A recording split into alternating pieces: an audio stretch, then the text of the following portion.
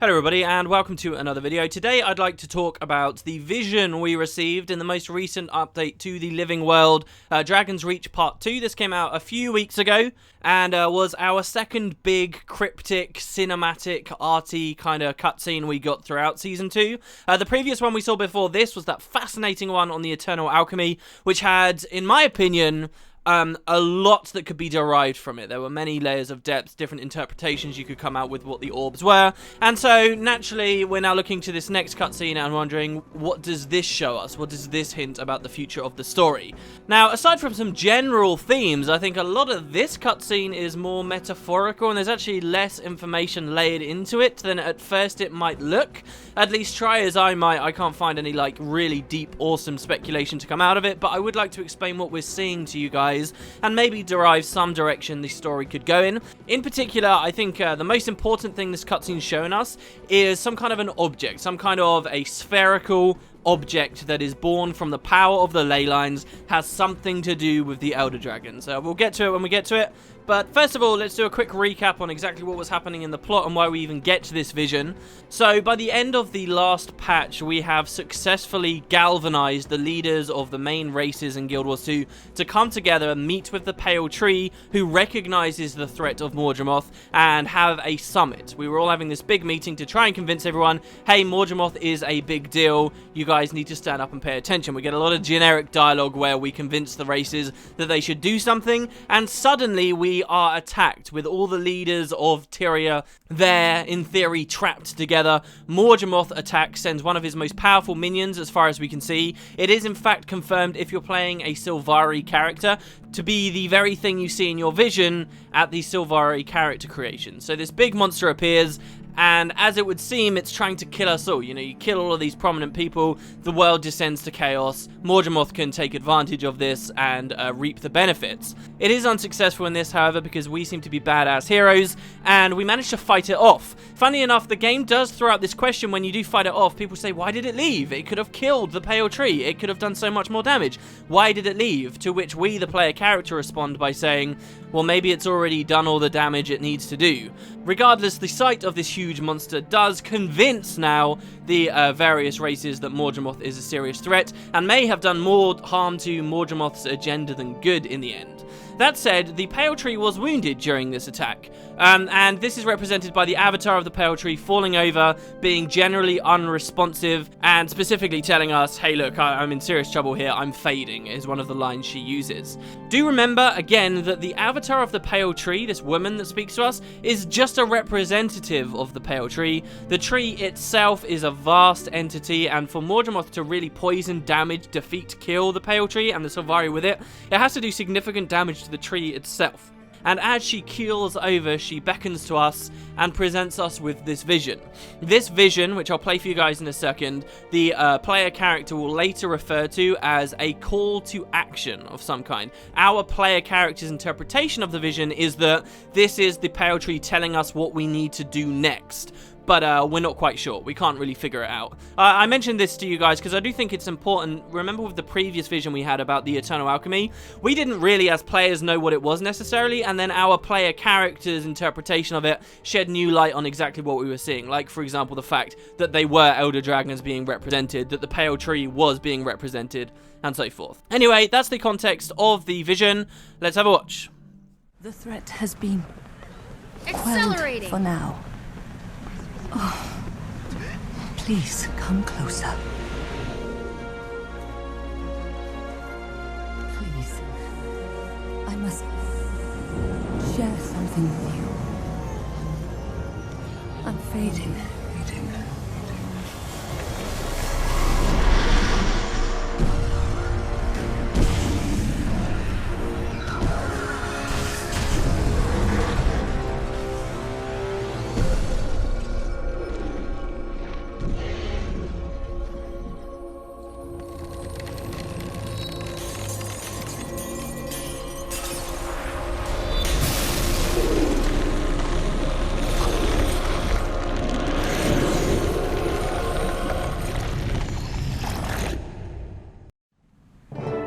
Alright, so it certainly is a very pretty cutscene. Is definitely trying to show us something, but what can we pick at? Let's do a play-by-play. So the start of the scene obviously opens with this shot of us in a very lush, foresty kind of area, and the pale tree talking to us. I think it's pretty safe to assume this represents the pale tree itself. Some people even say that the forest scenario you see here could be a real place in-game. For example, at the Grove, you guys might remember there's a hidden area where you get to see all of these lovely golden trees, and golden light is a big theme of this cutscene. I had always thought before this cinematic came out that golden room, that hidden room at the bottom of the Grove, was just there for kicks and it was just there to look pretty, but maybe that's what we're seeing here in this cutscene. Regardless, the very first image, you might notice there is a face in the image, listed out by the twigs. I don't think this is meant to be anyone specific. I think this is just a vague notion that this tree represents the pale tree, represents the Savari. You know, they're trying to inflict a bit of personality onto the image. I don't think it goes any further than that. But just as the pale tree is talking to us and she says, "Oh, I'm wounded, I'm fading," we push forward through the trees and things start to die. If anything, we're actually kind of seeing it go from a very summery tree in bloom to kind of a fall kind of scene, an autumn scene. You get to see these leaves falling down, and then finally it looks like a kind of a dead tree in the middle of the winter. Again, this is nice, pretty imagery, but what does it really mean? I don't know. Does it mean that the pale tree goes through cycles like other trees, and there will come a time where it's dying and withering away? There are very common theories out there that the pale tree will rise for a while and then go away, and then rise for a while and go away, usually in accordance with the Elder Dragons. Maybe that's what we're seeing here. Maybe it's a nice, pretty way of demonstrating, hey, this is what it looks like when the pale tree dies. You know, it will fall to winter and then desolation, ultimately. Here's where the cutscene gets very interesting, and you can start to draw some theories from it. We see a skyline. We see a scene up in the clouds. Now, this could be two places. It could physically be, hey, we're very high up above Tyria right now. We're in the clouds, right? Or it could perhaps be a scene of the mists, and I'll get to this in a second, but the idea of it being a scene within the mists would suggest that this is not a part of Tyria at all, and is perhaps somewhere far more significant. Suddenly, a dragon flies into the scene. This dragon is the exact same dragon that we had just been fighting at the pale tree. So it was doing damage to us. It looked like it could have stayed, perhaps, and then we fought it off. It flies away. It flees. Then immediately we see this cutscene. Maybe we're seeing something in real time right now. Maybe the pale tree isn't showing us some vision of potential futures, such as this thing with the tree turning to autumn and then winter. But maybe what it's showing us is something that's happening right now. Where did that dragon just go a second ago? It came here. It had something more important to do. It had to look at this that was going on. So it's flying around in the sky as giant golden beams of light pierce through the clouds below and rocket into the sky above. The dragon reacts to them. I've seen some people say that the dragon doesn't really seem to like them, that maybe they're even damaging him. I don't buy that at all. I think it's just there because this is something it's interested in rather than it viewing these beams of light as a threat. But of course, this is up to your own interpretation. The question remains, what are these beams of light? Well, we have seen something quite similar to this a few times in the living world now. Usually when a ley line is tapped into, it is accompanied by a huge explosion and this big beam of light shooting miles into the sky. Here, watch the Lion's Arch destruction cutscene once again as Scarlet drills in with the Breachmaker to finally awake Morgemoth. What do we see? We see a giant beam of light rocket into the sky. What do we see when we go to the Thormanova reactor in Metrica province and look at where this huge disaster once occurred? A giant beam of light shooting into the sky. I really do believe that these beams of light we're seeing here only exist because of the activities of the races below, right? This is when they've tapped into the ley lines, and this is basically in a very simple way showing us the dragon Morgemoth's interest in the magic that's being seeped out. We do see 4 beams of light here on the screen, and we haven't heard of necessarily 4 of them in the story so far. But we do at least know about 2 of these beams of light, right? The Lion's Arch attack, the Thormanova reactor. Funnily enough, if you look at COE, the Crucible of Eternity, and you look at the structure of that dungeon when you're actually inside, again, you will notice the entire facility is centered around another giant beam of light firing up from the middle. So maybe we can say that these 3 existing beams of light are those, and the last one that appears in the middle that the dragon is most interested in just happened right now, and that's why the dragon left instead of pursuing his assault on the pale tree. But we're getting into deep realms of speculation there. So far, the cutscene's been easy enough to follow, and then two things happen pretty quickly that you'll want to take note of. Number one is that around the golden lights, which up until now we're assuming are representing breaches in the ley lines, you know, flows of magic, whatever that dragons are interested in, now we see golden cities rising about their bases. This is where, again, I think the cutscene is getting a lot more metaphorical. Rather than this being a physical representation of something that's happening right now, it's showing us generally the nature of Tyria and the way that races and cultures have manipulated and used magic in the past. If we're assuming that these giant beams of light are representing magic and lifeblood, then yeah, this is a nice way of demonstrating that throughout Tyria's history, whenever this stuff has started to leak, civilizations have built themselves upon this magic and they've risen with it, and that's what we're seeing here. If you want to take it slightly less metaphorically, we're looking at golden cities spawning from within the mists. They've appeared here where they were not 2 seconds ago.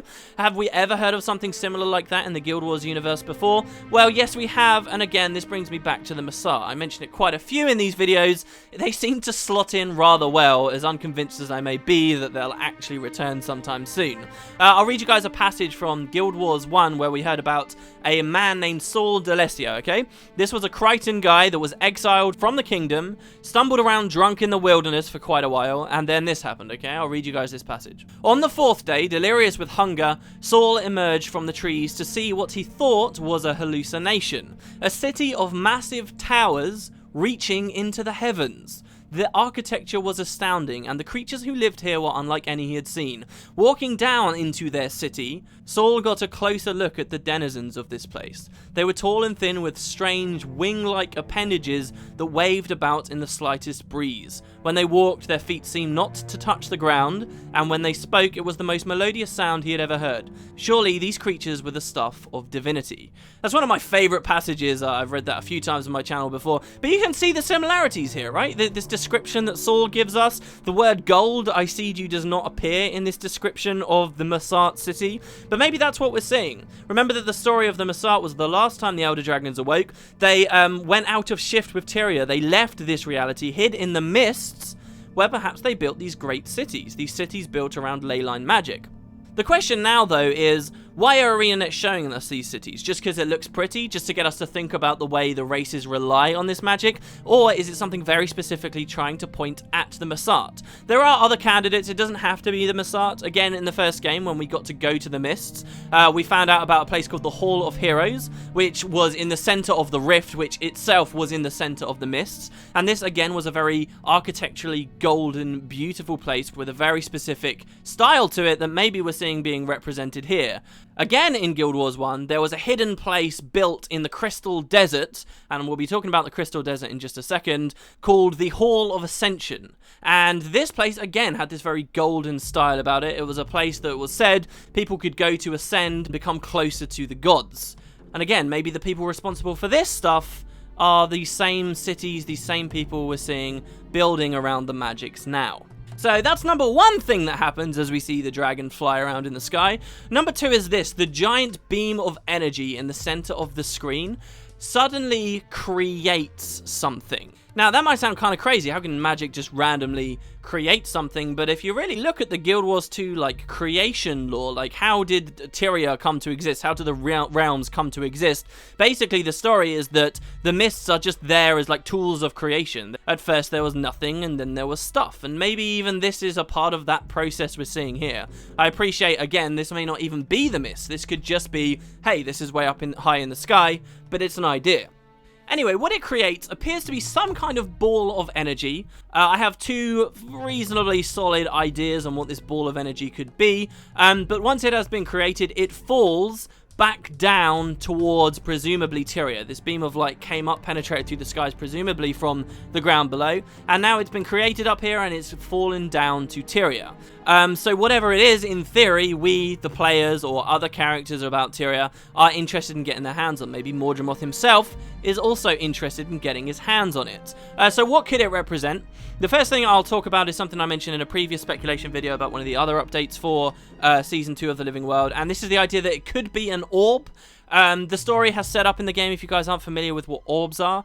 There are orbs around here that seem to somehow inexplicably be tied to Elder Dragon power, or have some resistance to Elder Dragon power.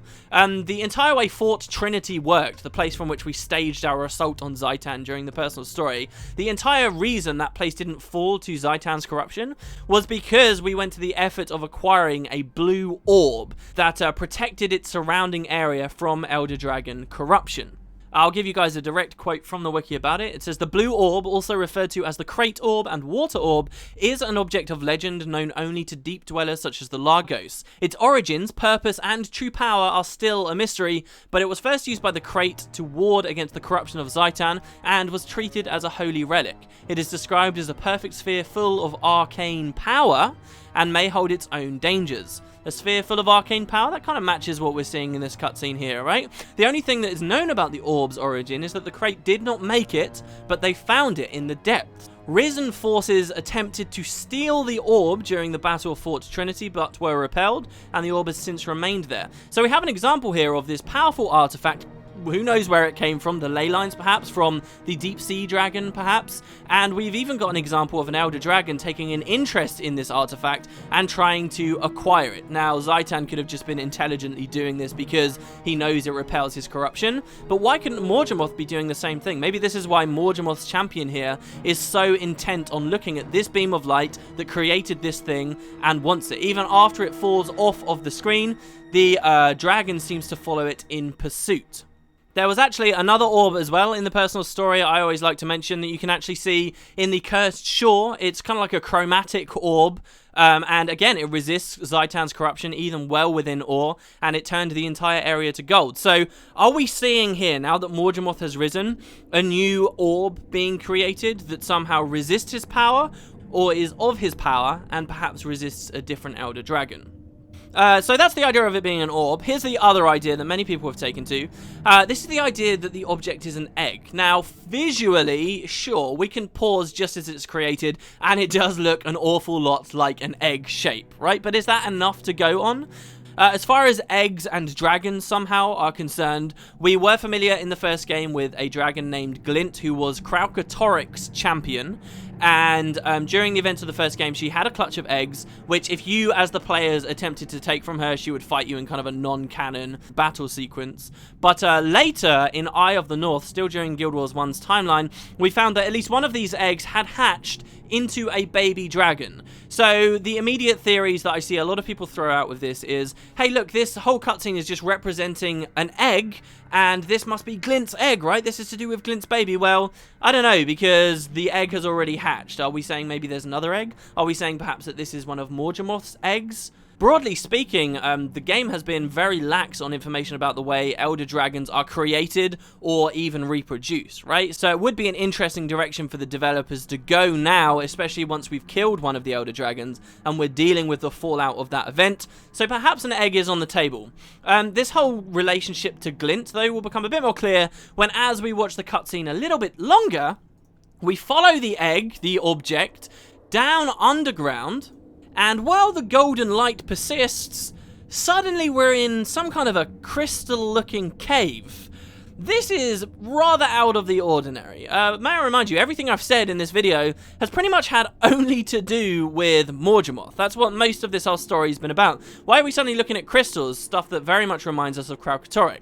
There has been very little so far that represents any kind of pairing between Morgemoth and Kraukatoric. The times that they woke up, there's very little significance. Even if you look at the Eternal Alchemy scene we saw just in this season of The Living World, it didn't show these two orbs or dragons necessarily being paired together. There seems to be no significance or relation between the two. And yet here we're seeing something. It's very much unlikely to be a coincidence that while we're doing this whole story to do with Morgemoth, the Zephyrites, followers of Glint, users of the aspect magic derived from Kraukatoric himself, have also crashed and had a part to play in this story at the same time. And look at the story of why the Zephyrites even crashed in the first place. Erin, a presumed soundless Sylvari, seemed to have fallen under the corruption of Morgemoth specifically to sabotage and bring the fleet down. If you remember when we met the Master of Peace, the leader of the Zephyrites in a previous patch, he said that Erin had asked him for power, and when the Master of Peace wouldn't give it to him, everything we saw that happened to the Zephyrite ended up happening. So why is Morgemoth so interested in bringing down the Zephyrite who are associated with Kralkatorrik? Why is this object we're seeing here being pursued by minions of Morgemoth into something very Kralkatorrik looking? Now, I have heard arguments that just because there are crystals here, it doesn't necessarily mean it has anything to do with Kralkatorrik. I would make the argument, though, that with this franchise, pretty much every time we have seen crystals, it's had something to do with Kralkatorrik. Random crystals in Glint's lair turned out to be connected. The random crystals all around Ascalon that were brought down in the Searing turned out to be connected. I wouldn't be surprised if this turned out to be connected either. The cherry on the cake, too, is what the Master of Peace has been doing. Let's not forget, he has a mysterious backpack on him with something inside it that could very well be an egg orb-shaped thing. And if you pay close enough attention to the dude, you'll see it seems to be emanating some kind of golden light. A golden light the object in this cutscene is also showing us. So it certainly seems like the Zephyrites have something that Morgemoth wants, perhaps most likely because it will be a threat to him. Erin was his first attempt to retrieve it, and having failed that, maybe now he's going to have to take more drastic measures. The furthest, therefore, I can really predict the plot will go from this cutscene is that the Master of Peace storyline with this backpack, whatever it is, that's going to be the next significant thing we need to look into. We're going to have to track that guy down, find out where he's taking it and why. Just based on pure geography and other general themes in the plot right now, would be that the Master of Peace is taking it to the Bloodstone Shard in the Maguma jungle, and the Pale Tree is showing us this vision to ensure we know about it. The cutscene ends with the object in question seeming to explode with energy, shattering many crystals, and Morgemoth's roots entangling their way around it and surrounding it. The significance of that probably just means that Morgemoth is very interested in closing in on it, and we're going to have to stop him. That's pretty much all I have to say on the topic. As I explained before, I think there's a lot of very metaphorical stuff here, but not necessarily as much as we had before.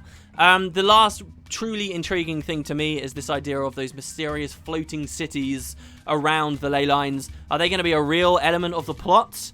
I guess time will tell. Anyway, thanks very much for watching, guys. Let me know what you think. If you've got any more crazy, interesting theories, I'd love to hear them in the comments down below.